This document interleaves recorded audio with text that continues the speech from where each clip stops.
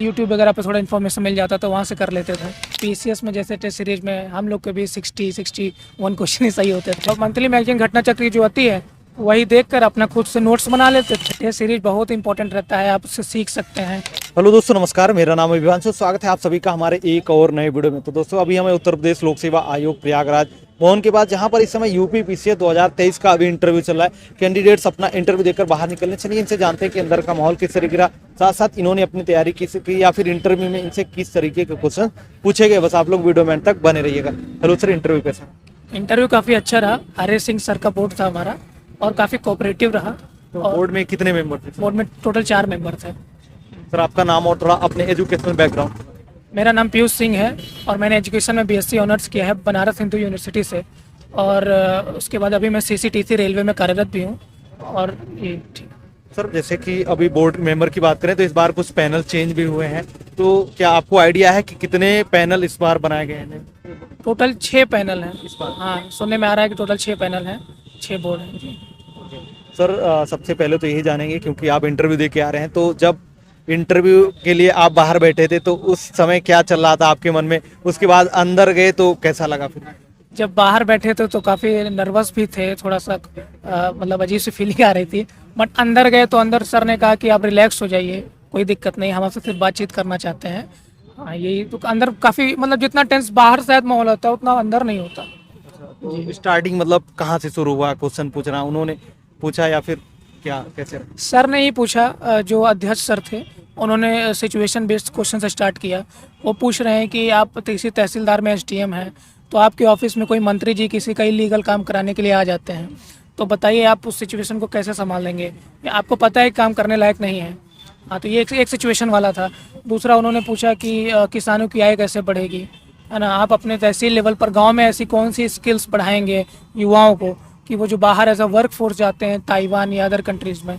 इन सब चीज़ों पे क्वेश्चन थे। बाकी स्टार्टिंग में अपना इंट्रो वगैरह किस तरीके से देना होता है वो थोड़ा बताएं।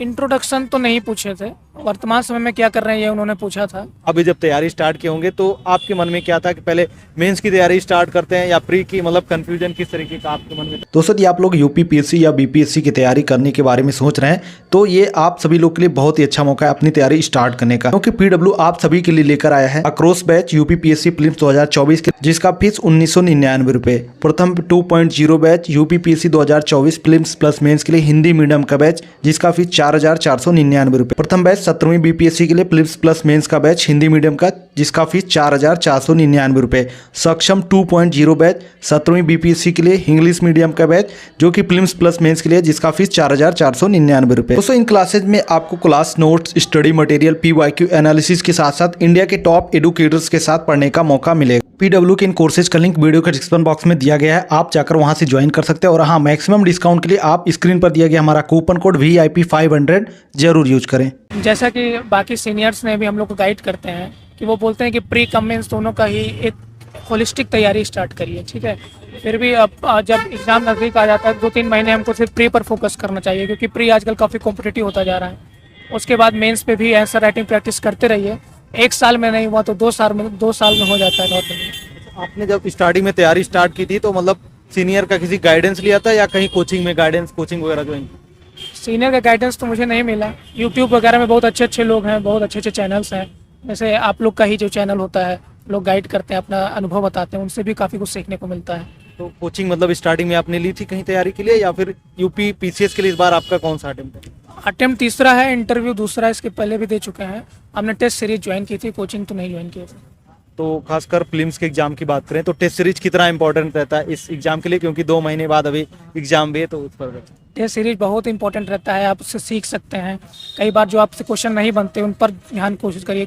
कई फैक्ट्स भी होते हैं जो हम सिर्फ टेस्ट सीरीज से सीख सकते हैं, तो हमको एग्जाम जैसा माहौल बन जाता है और फिर टेस्ट सीरीज में आपके नंबर आने लगते हैं तो आपको कॉन्फिडेंस भी बन जाता है। अच्छा, कई बार क्या होता है जब स्टार्टिंग में हम टेस्ट सीरीज लगाना स्टार्ट करते हैं, जरूरी नहीं कि स्टार्टिंग से मतलब अच्छे नंबर जिस तरीके से हम एक्सपेक्ट करते हैं उसी तरीके आ जाए। कई बार क्या होता है स्टार्टिंग फेज में तो मतलब नंबर कम आते हैं तो डिमोटिवेट हो जाते हैं कि छोड़ो, मतलब क्या टेस्ट सीरीज लगाना, सीधे एग्जाम में लगाएंगे। इस सबके साथ ऐसा होता है।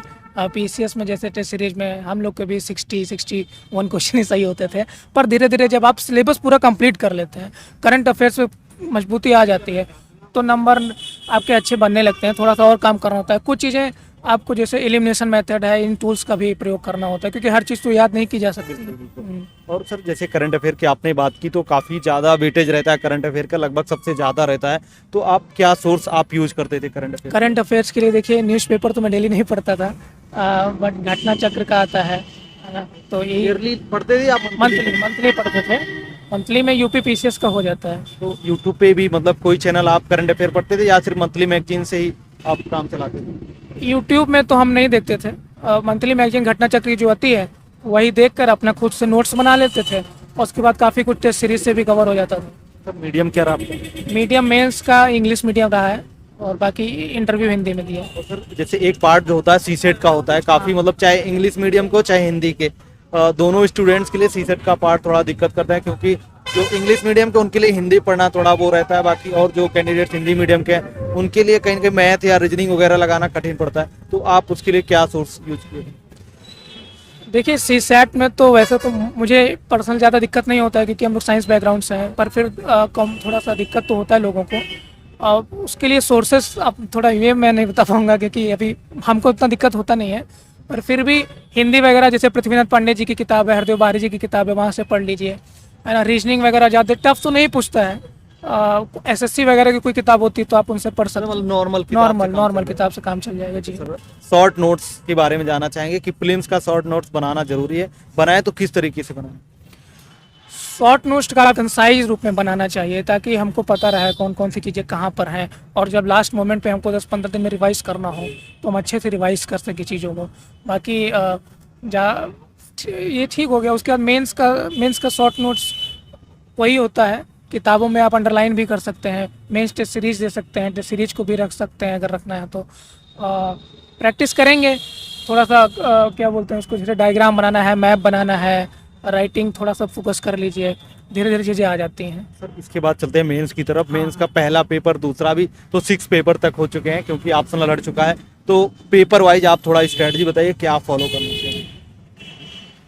जो ट्रेडिशनल सोर्सेस हैं, जो मतलब मानक स्टैंडर्ड बुक्स हैं, उनको पढ़ना चाहिए।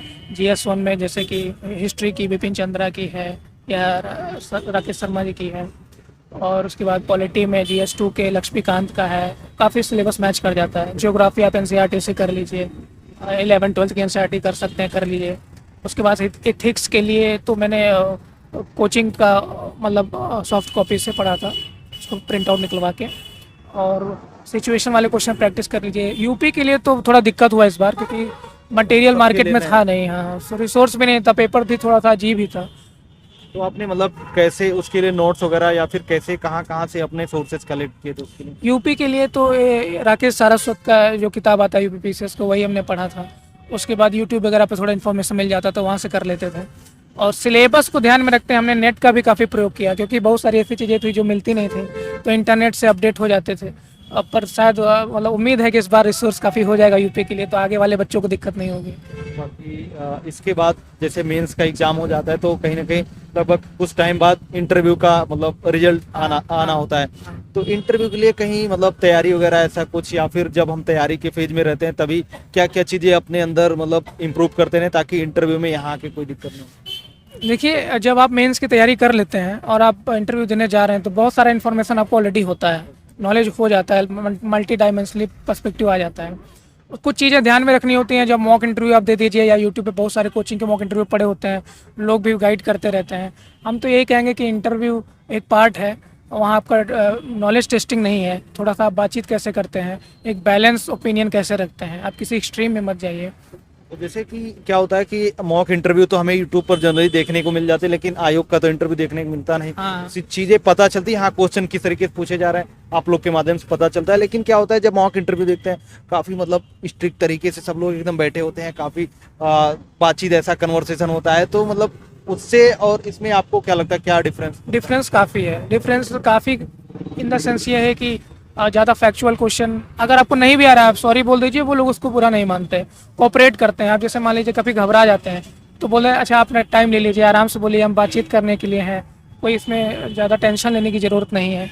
नॉर्मल क्वेश्चन पूछते हैं वो, मतलब जो जन साधारण की बातें होती हैं। कोचिंग मॉक टेस्ट में हो सकता है कि कुछ टेक्निकल क्वेश्चंस हो जाएं, पर यहाँ तो नॉर्मली क्वेश्चन पूछे जाते हैं कि आप तहसील में क्या करेंगे, किसी की क्या समस्या है कैसे सुलझाएंगे, पॉलिटिकल हस्तक्षेप कैसे दूर करेंगे, आप अपनी कमियों पर कैसे काम करते हैं, इन सब चीज़ों पर बात होती है। सर बहुत सारे छात्र हमारे साथ जुड़े जो कि कहीं ना कहीं यूपीपीएससी की तैयारी कर रहे हैं और एग्जाम्स वगैरह देते रहते हैं, या फिर बहुत सारे हो सकता है नए भी हमारे साथ जुड़े हैं, तो उनके लिए कोई सजेशन या सुझाव रहेगा?